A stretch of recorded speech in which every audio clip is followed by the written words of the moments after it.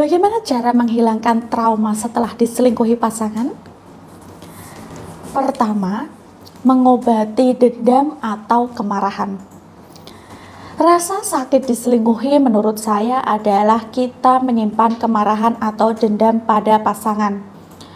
Menurut saya, mengobati dendam atau kemarahan ini adalah inti dari usaha menghilangkan trauma itu.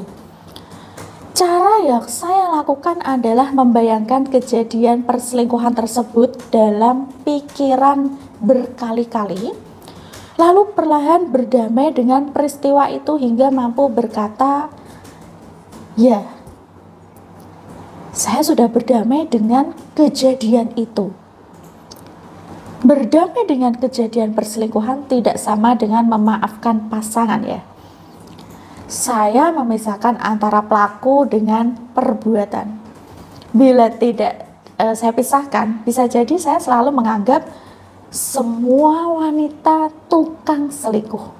Atau bila pelaku melakukan perbuatan mencuri, maka dalam pikiran kita sekali dia mencuri, maka selamanya dia pasti mencuri. Lebih baik ada di depanmu tapi tidak kamu pikirkan daripada tidak ada tapi kamu pikirkan terus. Pikiran itu dapat menjadi penyakit yang sulit untuk diobati. Coba bayangkan kita berjalan dan melihat batu kerikil. Kita memang melihat kerikil, tapi kita tidak memikirkan kerikil. Beda bila kita mencoba menutup akses pada rokok atau film porno. Tidak kita lihat tetapi selalu ada dalam pikiran. Mana yang lebih menyiksa? Nah, kemudian yang kedua adalah menganalisa perselingkuhan. Dalam perselingkuhan terdapat ciri-ciri yang pasti atau lambat laun terungkap ya. Sebagai contoh, pelaku gugup pada kondisi tertentu, lebih mudah marah bahkan tanpa alasan, mulai sering berbohong atau menyembunyikan hal-hal yang berpotensi membongkar perselingkuhan seperti mengunci akses ponsel. Analisa ini berguna pada kehidupan kita selanjutnya, baik pada pasangan yang sama atau pasangan yang lain setelah kita berpisah dengan pasangan yang berselingkuh. Kita dapat menerapkan ini sebagai trik pengawasan penanda awal perselingkuhan yang akan terjadi. Tetapi jangan menjadikan ciri-ciri ini sebagai paranoid.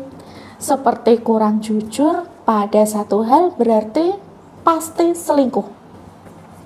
Bisa jadi dia ini tidak jujur pada satu hal tersebut untuk hasil yang lebih baik.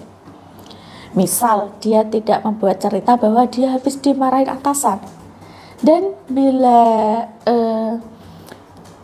apabila dia cerita, dia akan menambah beban psikologis pada diri kita. Terlalu paranoid bisa sangat menyebalkan bagi pasangan untuk lari ya. Ya, kalau lari lewat game atau belanja. Kalau lari mulai selingkuh. Analisis ini dapat pula untuk membangun komitmen awal yang adil, seperti terbuka pada akses ponsel atau cerita bila ada masalah. Tapi apa mampu kita berdamai bila pasangan menutup akses ke ponsel karena pasangan ini menggunakan wallpaper artis atau karakter game yang sangat seksi? Yang ketiga adalah introspeksi diri. Salah satu alasan utama selingkuh menurut saya adalah pasangan mencari sesuatu yang tidak ditemukan pada diri kita.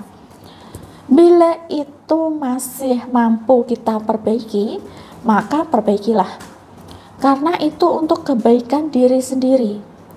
Contoh yang bisa diperbaiki: sifat egois, perilaku jorok, perawatan diri, atau menghakimi bila pasangan itu bercerita.